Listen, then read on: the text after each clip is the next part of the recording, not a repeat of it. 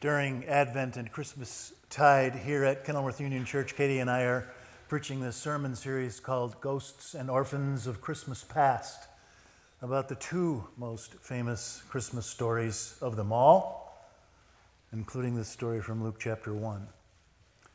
In the days of King Herod of Judea, there was a priest named Zechariah. One day when he was in the temple, there appeared to him an angel of the Lord standing at the right side of the altar of incense. When Zechariah saw him, he was terrified, and fear overwhelmed him. But the angel said to Zechariah, "Don't be afraid, for your prayer has been heard. Your wife Elizabeth will bear you a son, and you will call him John." Zechariah said to the angel, "How will I know this is so? For I'm an old man, and my wife is getting on in years." The angel replied, "I am Gabriel. I stand in the presence of God, and I've been sent to speak to you and to bring you this good news. And now, because you did not believe my words, which will be filled in time, you will become mute, unable to speak, until the day the baby is born." Now the time came for Elizabeth to bear a son. Immediately Zechariah's mouth was opened and his tongue freed, and he began to speak, praising God.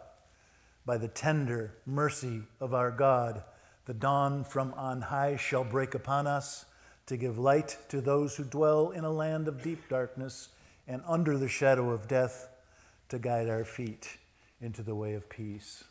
Pray with me. May the words of my mouth and the meditations of our hearts be acceptable in thy sight, O Lord, our rock and our redeemer. Amen. When Oliver Cromwell and his fellow Puritans and parliamentarians seized control of England, Scotland, and Ireland from Charles I in 1650, they did many good things for England, including crushing the religious monopoly of the Church of England and restoring the monarchy to its rightful place. But there were also some regrettable outcomes. First thing the Puritans did when they seized control was to chop off the heads of the statues in the glorious cathedrals of England. And the second thing they did was to outlaw Christmas. You've probably heard H.L. Mencken's definition of a Puritan. A Puritan is someone who is haunted by the constant fear that someone somewhere is having a good time. If you fear fun, you're not going to like the pageantry and festivities of Christmas. Imagine a world without Christmas. Always winter and never Christmas, writes C.S. Lewis of Narnia, before Aslan returns and begins to thaw. Everything begins to thaw. So, for 200 years, beginning in 1650, continuing to the middle of the 19th century, the celebration of Christmas in England was in decline, steep and precipitous decline. And then, in 1840, Queen Victoria married her German cousin, Prince Albert. And when the prince consort moved to London, he must have been homesick for his Saxon native land, because he began setting up Christmas trees in all of his English palaces. This was remarkable. Nobody in England knew about Christmas trees. And then the prince consort started writing Christmas cards to his friends, and he began singing Christmas carols at home, including Stille Nacht, written just 20 years before. Meanwhile, a young novelist, just 30 years of age, was in the habit of taking long walks at night through the streets of London. Some nights he would walk 20 miles. In fact, one night his wife and 10 children irritated him so much that he walked from his townhouse in London to his country place in Kent at 3 o'clock in the morning. It was dark, and it was 36 miles. That walk would have taken at least 10 hours.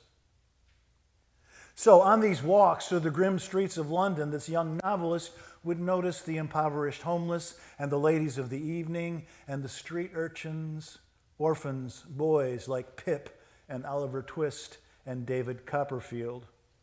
And he started composing a book for publication at Christmas time in 1843. Now, among the many vivid characters of this slim little book are 4 unearthly ghosts, an impoverished, endangered child named Tiny Tim, and sorry orphans of uncertain parentage, including 2 who are named Ignorance and Want. On Christmas Eve, a striving, grasping, clutching, scraping, covetous old tightwad meets someone who seems to be the ghost of his dead business partner. And when Scrooge asks, "What do you want from me, Jacob?" the ghost says, "Much." It's a slim, modest little book, 71 pages in my copy, but it's a masterpiece. I have another book on my desk just now called The Man Who Invented Christmas. They've also made a movie by that same title, The Man Who Invented Christmas. Now, that's a bit of an exaggeration. Charles Dickens did not invent Christmas. Matthew and Luke did. But Charles Dickens restored the celebration of Christmas in America and in England. Now, where do you think Charles Dickens got the idea for a Christmas story with unearthly phantoms and orphans of uncertain parentage? Those are exactly the features of the 2 original nativity stories, right? In Matthew and in Luke. In fact, the most prominent feature in Matthew and in Luke are problem pregnancies, right? Mary's problem is that she is 16, unmarried, and pregnant. Now, for 2,000 years, the entire world has wondered who is the father of this troublesome child. And Mary's cousin Elizabeth, her problem is that she's not pregnant and never has been.